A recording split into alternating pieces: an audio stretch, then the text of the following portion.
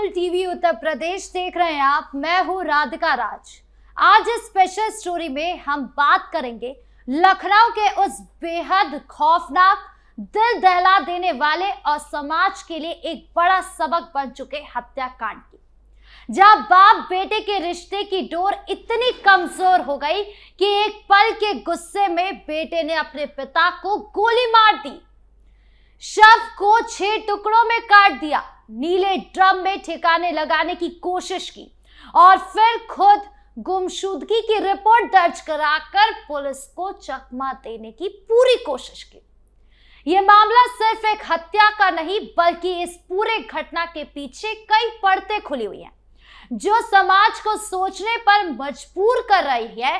तो क्या हुआ इस पूरे मामले में? बेटे ने क्या क्या बोला, कैसे हुआ यह अपराध, परिवार के अंदर क्या क्या राज छिपे थे और अब जांच कहां तक पहुंची है, सब कुछ बताएंगे आपको विस्तार से इस स्टोरी में।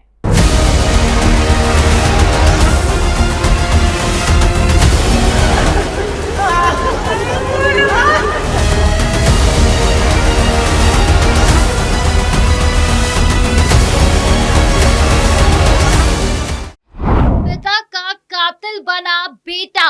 ये पूरी घटना शुरू हुई 19 फरवरी की रात से लखनऊ के आशियाना इलाके में सेक्टर एल के एक बंगले की तीसरी मंजिल पर, जहां रहते थे मानवेंद्र सिंह, 50 साल के एक सफल बिजनेसमैन, जिनके पास वर्धमान पैथोलॉजी लैब के 4 सेंटर थे, 3 शराब की दुकानें थी, परिवार में पत्नी की जान जा चुकी थी, 2 बच्चे थे, बेटा अक्षत प्रताप सिंह 21 साल का बीकॉम स्टूडेंट, जो छोटी बेटी कृति जो क्लास 11 में पढ़ती थी एपीएस स्कूल में।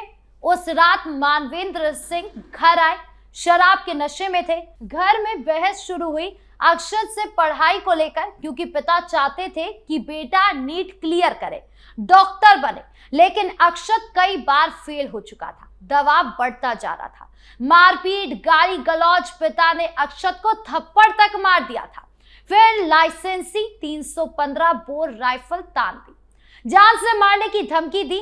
अक्षत और कृति ने मिलकर पिता को शांत किया, बेड पर लिटाया, लेकिन अक्षत रात भर जागता रहा, मन में पुराना आक्रोश उबाल मार रहा था। मां की जान जाना भी पिता की हिंसा से जुड़ी बताई जा रही है। परिवार में लगातार तनाव, पिता की दूसरी शादी की सोच, बिजनेस पर कब्जे की चाहत, सब कुछ मिलकर एक ज्वालामुखी बनी। करीब 4:30 बजे 20 फरवरी की सुबह अक्षत ने पिता की राइफल उठाई और सीधे सिर में गोली मार दी। मौत हो गई। गोली की आवाज से कृति जगी, वो कमरे में थी, पूरी घटना देखी, लेकिन अक्षत ने उसे डराया, कहा कि अगर किसी को बताया तो उससे भी मार डालेगा। कृति डर गई, चुप रही। अक्षत रो पड़ा, खुद से बोला, सॉरी पापा, गलती हो गई। लेकिन अब पीछे हटना मुश्किल था। उसने बहन को डरा धमकाकर कमरे में बंद किया। सुबह कृति स्कूल चली गई। अक्षत बाहर निकला, ब्लिंकिट ऐप से 2 चाकू मंगवाए, बाजार से एक आरी और एक बड़ा नीला प्लास्टिक ड्रम खरीदा। घर लौटकर बाथरूम में शव ले गया।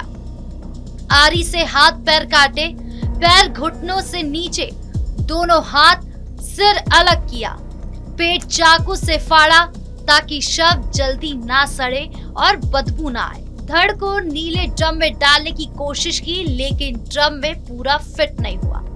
हाथ पैर अलग अलग बैग में रखे, खून से सने कपड़े सदरौना नहर के पास छिपाए, शव के टुकड़े अलग अलग जगह फेंके, कुछ नहर किनारे झाड़ियों में, कुछ ट्रांसपोर्ट नगर रेलवे ट्रैक के पास। धड़ को ड्रम में रखकर कार में लादा। डिपोज करने की प्लानिंग थी, लेकिन कार में किसी ने दस्तक दी, डर गया, ड्रम घर में ही छोड़ आया। हत्या के बाद अक्षत ने सबसे पहले एक गुमनाम दोस्त को फोन किया, मदद मांगी, सरेंडर करने की बात की, लेकिन बहन अकेली रह जाएगी इस डर से प्लान बदल दिया। पिता का शरीर ठिकाने लगाने का फैसला लिया, लेकिन अगले दिन उसने खुद पिता की गुमशुदगी की रिपोर्ट दर्ज कराई। कहा कि पापा दिल्ली चले गए थे, वापस नहीं आए। सुसाइड की कहानी गढ़ना शुरू कर दिया। 3 मोबाइल फोन ऑफ कर दिए, बार बार ऑन ऑफ करता रहा। एक व्हाट्सएप ग्रुप बनाया, पापा लौट आओ, इमोशनल मैसेज डाले ताकि शक ना हो, लेकिन घर से बदबू आने लगी। पड़ोसियों ने शिकायत की। 23 फरवरी को पुलिस पहुंची। घर की तलाशी में नीले ड्रम से धड़ बरामद हुआ। अक्षत की गिरफ्तारी हुई। लंबे पूछताछ में वो टूट गया, पूरा कबूलनामा कर लिया। कहा, मुझसे बहुत बड़ी गलती हो गई, मैंने पापा को मार दिया। पुलिस जांच में कई चौंकाने वाले खुलासे हुए। अक्षत ने मोबाइल से इंटरनेट पर सर्च किया, शरीर कैसे काटे, कैसे सुरक्षित रखे, बदबू कैसे रोके, ऑनलाइन टूल्स मंगवाए। दोनों भाई बहन के इंस्टाग्राम अकाउंट हत्या के बाद लॉक कर दिए गए। पुलिस डिजिटल फॉरेंसिक कर रही है। Call details, location tracking, bank transfer check कर रही है। 3 साल पहले पिता ने अक्षत और कृति के अकाउंट में 5 लाख ट्रांसफर किए थे। अक्षत ने घर छोड़ने की चिट्ठी लिखी थी, लेकिन मामला सुलझ गया था। हाल ही में पिता दूसरी शादी की सोच रहे थे, जो अक्षत को बिल्कुल पसंद नहीं आया। बिजनेस पर कब्जे की चाहत थी, पढ़ाई का दबाव नीट का था, कई बार प्लान फेल होना, पिता की मारपीट, गाली गलौज, ये सब मिलकर एक दिन गुस्से का ज्वालामुखी बन गया। पुलिस का कहना है कि अक्षत ने मेरठ के एक पुराने केस में इंस्पायर होकर बॉडी डिसमेंबर की, लेकिन मुख्य वजह पारिवारिक तनाव और करियर प्रेशर था। जेल से पहले बहन से लिपट कर रोया अक्षत। जेल जाने से पहले अक्षत ने पुलिस से बहन कृति से मिलने की गुहार लगाई। पुलिस ने स्कूल से कृति को थाने बुलाया। दोनों भाई बहन की बेहद भावुक मुलाकात हुई। अक्षत कृति से लिपटकर फूट फूट कर रोया, बार बार कहा, अपना ख्याल रखना, मैं बहुत बड़ी गलती कर बैठा, पापा को अकेले अंतिम संस्कार करता। ये देखकर साफ लगता है कि परिवार के बंधन कितने गहरे थे, लेकिन गुस्से और पुरानी कड़वाहट ने सब कुछ तबाह कर दिया। कृति ने पुलिस को बताया कि गोली की आवाज से उनके कान बज गए, वो डर गई, चुप रही। पुलिस अब कृति की गवाही को महत्वपूर्ण मान रही है, क्योंकि वो आई विटनेस है। उसकी बातें फॉरेंसिक सबूतों से मिलान होगी। कोर्ट में ये फैसला तय कर सकती है। ये मामला सिर्फ एक हत्या नहीं, बल्कि एक परिवार की पूरी तबाही है, जहाँ पिता का सपना बेटे को डॉक्टर बनाना था, लेकिन बेटे पर दबाव इतना बढ़ गया कि वो टूट गया।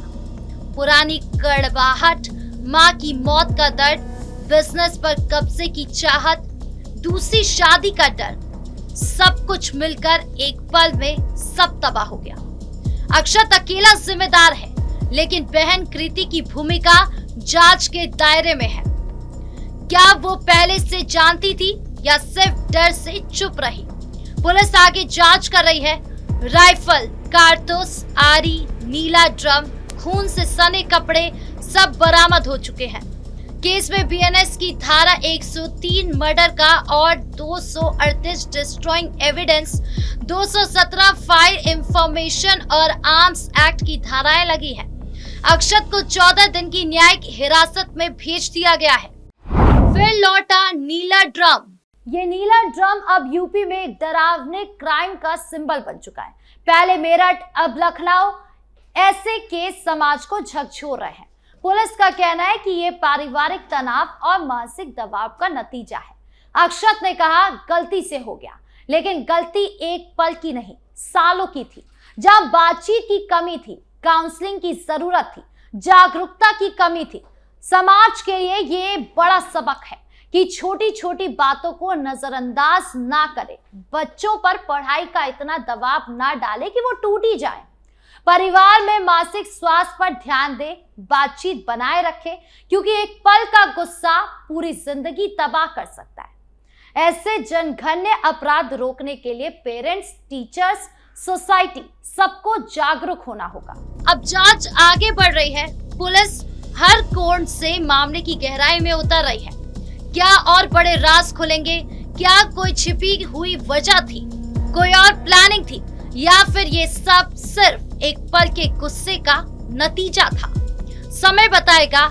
लेकिन ये कहानी हमें गहराई से याद दिलाती है कि परिवार सबसे बड़ा सहारा होता है, सबसे मजबूत कंधा, सबसे प्यारा आशियाना। लेकिन अगर गुस्सा हावी हो जाए, पुरानी कड़वाहट जमा हो जाए और बातचीत का रास्ता बंद हो जाए, तो वही परिवार सबसे बड़ा दुश्मन भी बन सकता है। एक छोटी सी चिंगारी पूरे घर को जला सकती है। इसीलिए जरूरी है कि हम छोटी छोटी बातों को नजरअंदाज करें, बच्चों के दबाव को समझें, मानसिक स्वास्थ्य पर ध्यान दें, परिवार में खुलकर बात करें, क्योंकि एक पल की गलती पूरी जिंदगी की कीमत वसूल लेती है और तब पछतावा भी बहुत देर से आता है। तो लखनऊ के इस नीले ड्रम हत्याकांड में बेटे का पूरा कबूलनामा, भावुक बहन से मुलाकात, खौफनाक खुलासे, परिवार के अंदर छिपे दर्द और समाज के लिए गहरा सबक पूरे मामले को नया और गहरा रूप दे रहे हैं। अब आगे क्या निकलेगा, क्या न्याय होगा, ये समय बताएगा। आपको क्या लगता है, कमेंट बॉक्स में जरूर बताएं। वीडियो को लाइक करें, शेयर करें। धन्यवाद।